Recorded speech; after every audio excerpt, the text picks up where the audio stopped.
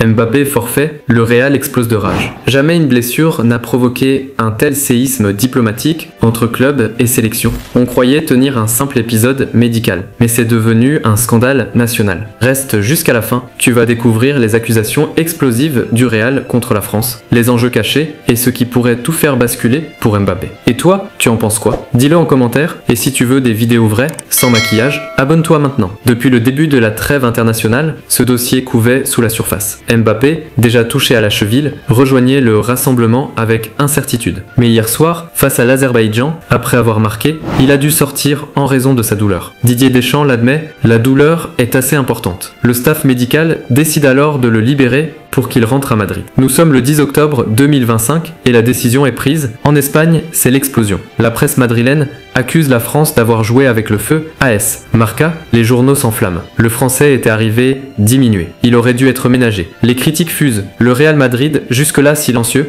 observe la pression monte. Et là, tout peut basculer. Le club madrilène est en alerte. Pas de déclaration publique, mais les médias proches du club parlent pour lui. Marca rappelle les signaux faibles. Le staff médical du Real connaissait déjà les problèmes de Mbappé. Il était ménagé à l'entraînement. Mais le plus grave, c'est que le Real se sent oublié dans le processus décisionnel. Aucun accord clair sur son temps de jeu. Et ce qu'il va faire ensuite pourrait changer à jamais la relation entre le Real et la France. Ce n'est plus un simple malaise, c'est une guerre froide. Mbappé n'est pas un simple joueur, c'est le visage d'une ère. Mais aujourd'hui, il est au centre d'un bras de fer glacial. S'il revient trop tôt, la rechute menace. S'il reste inactif trop longtemps, sa confiance s'érode. Et au Real, on s'inquiète. Ses débuts tonitruants risquent d'être freinés par ce feuilleton médical. Et si Madrid décide de réagir officiellement, une convocation, une plainte ou une mise au point publique, ce qu'il fera maintenant peut tout changer pour sa saison. Si la France est jugée irresponsable, le coût réputationnel serait colossal. Les mots fusent, négligence, excès de confiance, non-respect des protocoles médicaux, Deschamps, déjà sous pression, est ciblé directement. Un faux pas et l'ouragan médiatique s'abat, les caméras, les chroniqueurs,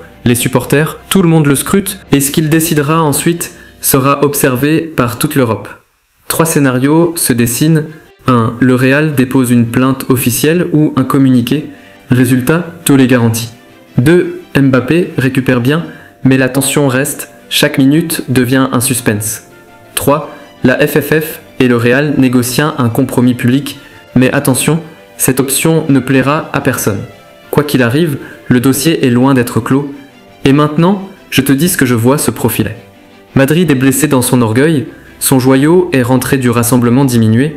La France, elle, se justifie, on l'a protégée, dit Deschamps.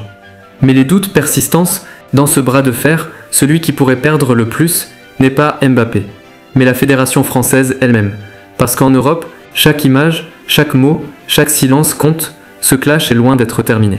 Le Real pourrait frapper fort, la presse espagnole va continuer d'enfoncer, et la France devra riposter ou craquer. Alors dis-moi, toi, t'es du côté de la France ou du Real? Écris-le maintenant dans les commentaires, et si tu veux qu'on suive ensemble chaque rebondissement de cette affaire, abonne-toi ici pour ne rien manquer. Et surtout, partage cette vidéo pour que tout le monde découvre le scandale qui secoue l'Europe du football